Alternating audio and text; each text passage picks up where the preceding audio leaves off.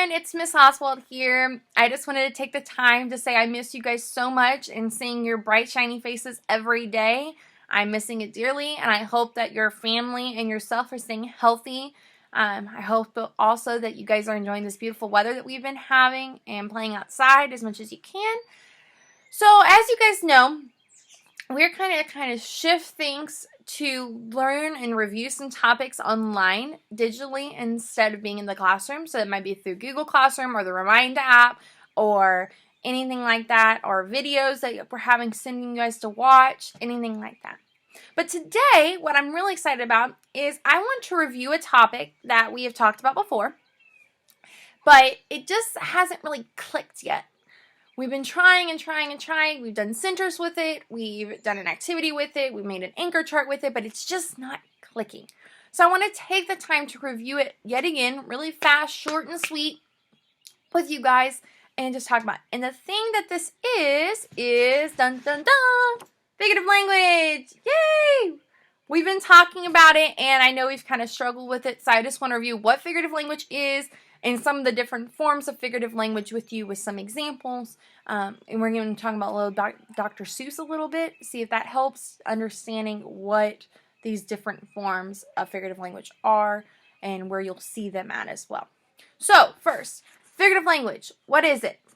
Figurative language is when you describe something by making a comparison to another thing. So the definition is when you describe something by making a comparison to another thing. So that's what figurative language overall is about. It's all about a comparison. All about a comparison. So the first form that I want to talk to you about is a simile. A simile. So the definition of a simile is it uses the words like or as for the comparison. So you're comparing two things using like or as. So like on my example here, it says, her heart was as cold as ice. Her heart was as cold as ice. Is her heart really as cold as ice? No, but you're comparing it to that to give a definition. It's not a real thing. You're comparing it. The next thing I would like to review with you guys is metaphor. So what is a metaphor? It's kind of like a simile, but it does not use the words like or as. You're directly comparing two objects. So if I say, she is a walking dictionary, she is not really a walking dictionary. You're just saying, okay, she knows a lot of words. She knows the definitions of words. You're making that comparison. It's not a true, it might be a true comparison, but it's not a literal comparison. She's not actually a walking dictionary. And it does not use the words like or as. Simile uses the words like or as. Metaphor does not. Next we have hyperbole. Hyperbole is an exaggeration. Hyperbole is an exaggeration. So I have a million things to do. You really do not have a million things to do. You just have a lot to do. So you're trying to exaggerate it to prove a point. You're exaggerating to prove a point with hyperbole. Next you have onomatopoeia. I know it sounds like a really funny word, and we've talked about this word, but onomatopoeia, basically all it is a sound word. So if I go beep, or bang, or ring, any of those things that make a sound, are onomatopoeia. Usually onomatopoeia is also, like in poetry or when you're reading, is followed by an exclamation point as well, so that you know it's supposed to be loud, and it's a big sound, and everything else. Then the last one I want to talk about is personification. Personification. So with personification, you're basically giving human qualities to an object or thing. So if I say the angry sea swallowed the tiny ship, the sea really doesn't really swallow. That's a human quality. The sea doesn't really swallow, but it's trying to say, okay, the angry sea swallowed the ship means it crashed over the ship. But it's trying to give you that comparison. Remember, figurative language is all about comparison. That way you know what it is. All right? So let's go through these one more time because I really want to make sure we know it, and I'm going to challenge you guys to do something. So, figurative language, what is it? Figurative language is when you're describing something by making comparison to another thing. It's all about comparisons to make a point. That's all what figurative language does. It's comparing to make a point, to show you visually in your head. It's adding to what you're to see a visual of some kind. So you have a simile. A simile is a comparison that uses the words like or as. That's what you're always looking for. It's got to be comparing two things, and it uses like or as. Her heart was as cold as ice. Her heart really is not as cold as ice, but it's trying to make you that comparison. It's trying to say, okay, she's not that nice. She might be mean. It's just trying to give you that visual representation of this comparison. Then you have a metaphor, which is very similar to a simile. Metaphor. You're comparing two things directly to one another. They do not use as like or as. Simile, like or as. Metaphor does not. So she is a walking dictionary. That is a direct comparison. She is not literally a walking dictionary.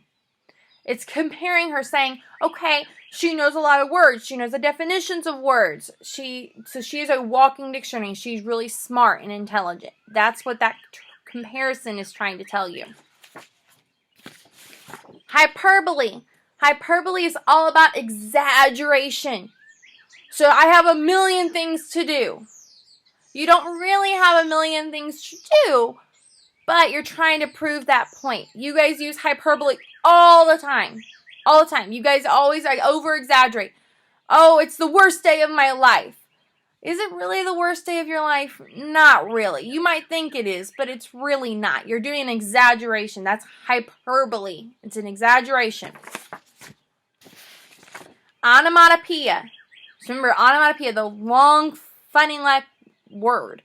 It's all about sounds. Beep, tweet, bang, crash, boom, all those kind of words that you think about, superhero words that you always see on like a cartoon or if you read a comic book, anything like that. Those words, the boom, crash, bang, anything like that. That's onomatopoeia, sounds. Personification.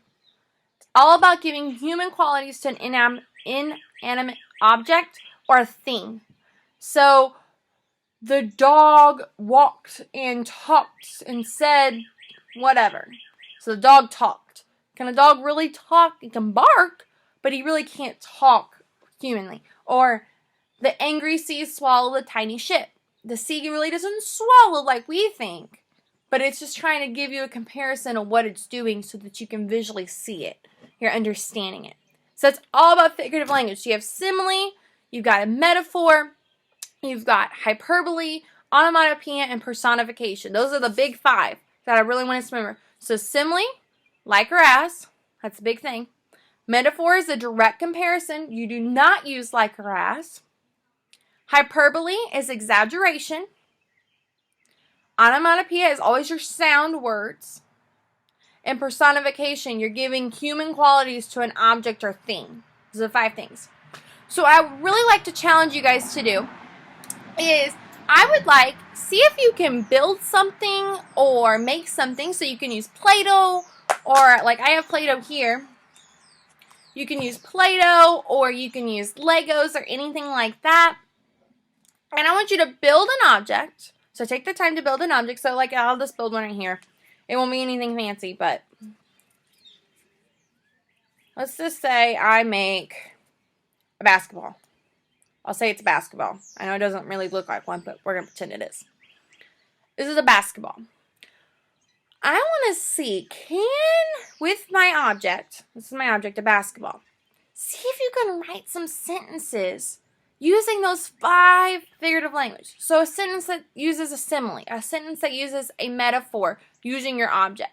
So if I had a basketball, I could say simile, the basketball was as heavy as a rock. Is the basketball a rock? No, but I'm giving you that comparison. So for like a metaphor, I could write a sentence, I can say, the basketball was a rock. Is the basketball really a rock? No, I'm just trying to say it's really heavy. Okay, you can do hyperbole. That's the next one, third one. Hyperbole. The basketball bounced so high it went into outer space. Did it really go into outer space? No. I'm just trying to give that exaggeration that it went really high. Next one, the fourth one, is onomatopoeia.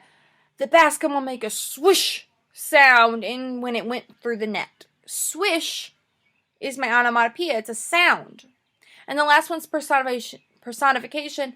The basketball said to me, throw me through the net.